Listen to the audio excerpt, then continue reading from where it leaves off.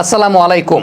গতকাল আমি আমার ব্যক্তিগত প্ল্যাটফর্মে একটা ভিডিও করেছিলাম, যে ভিডিওটার শিরোনাম ছিল মিরপুরের এবারের পিচটা 2021 বা 2017 সালের পিচের মতো ধান ক্ষেত টাইপের কন্ডিশন না, এটা বেটার বোলিং কন্ডিশন। এখন বর্ষার সিজনে ইংল্যান্ডেও বেটার বোলিং কন্ডিশন তৈরি হয়। বর্ষার সিজনে যেহেতু উইকেট প্রিপেয়ার করাটা খুব ডিফিকাল্ট হয়ে যায়, সো ওই সময়টা বেটার বোলিং কন্ডিশনটা তৈরি হয়, বিশেষ করে শুরুর দিকের সময়টা। ধান ক্ষেত টাইপের পিচ একরকম আর বেটার বোলিং কন্ডিশনটা আরেক রকম। এই জায়গাটাতে মূল পার্থক্য হয়ে দাঁড়ায় ব্যাটারদের এক্সিকিউশনের জায়গাটা। যে বেটার এক্সিকিউশনটা বাংলাদেশ প্রথম ম্যাচে করেছিল, পাকিস্তান তৃতীয় ম্যাচে পাওয়ার প্লের সময়টাতে করেছে। মূলত এটাই আসলে পার্থক্যের কারণ হয়ে দাঁড়িয়েছে।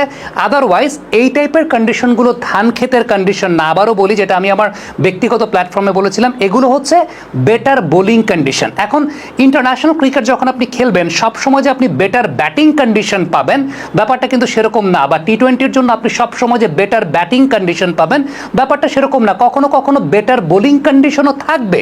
এবং বর্ষার সময়টা আপনি বাংলাদেশের যে কোনো জায়গাতেই খেলা দেন না কেন, সেটা সিলেট হোক, চট্টগ্রাম হোক, মিরপুর হোক, এরকম কন্ডিশনটাই থাকবে। কারণ সানলাইটটা পাওয়া যায় না, উইকেট ওইভাবে প্রিপেয়ার করার জন্য, উইকেটটা ড্রাই করার জন্য পর্যাপ্ত সময় পাওয়া যায় না।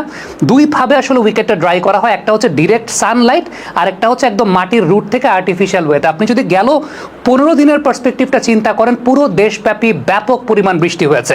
গত রাতেও বৃষ্টি হয়েছে। প্রথম 2 টি-20-র শুরুতে, অর্থাৎ আগে ম্যাচ শুরুর আগে কিন্তু প্রচুর পরিমাণে বৃষ্টিপাত হয়েছে মিরপুরেও। সো আলটিমেটলি এই টাইপের সময়, অর্থাৎ এরকম সিজনে বেটার ব্যাটিং কন্ডিশন আপনি সবসময় তৈরি করতে পারবেন না।